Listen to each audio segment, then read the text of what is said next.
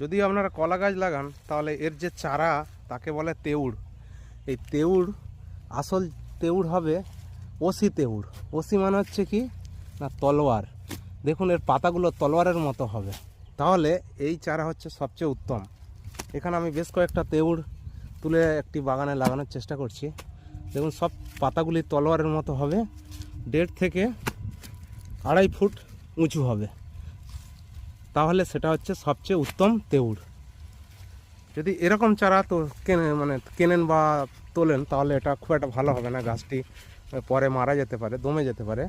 এই জন্য সবচেয়ে উত্তম চারা হচ্ছে এরকম ওসি তেউড়। এবার লাগিয়ে এর কিছু পাঁক টাক দিয়ে দেবেন, নরম পাঁক দিয়ে দাও, আরও নরম পাঁক দিয়ে দাও। হ্যাঁ, এরকম নরম পাঁক বা নরম মাটি বাগান থেকে তুলে এতে দিয়ে দেবেন। আর কিভাবে লাগাতে হবে, কী কী সার দিয়ে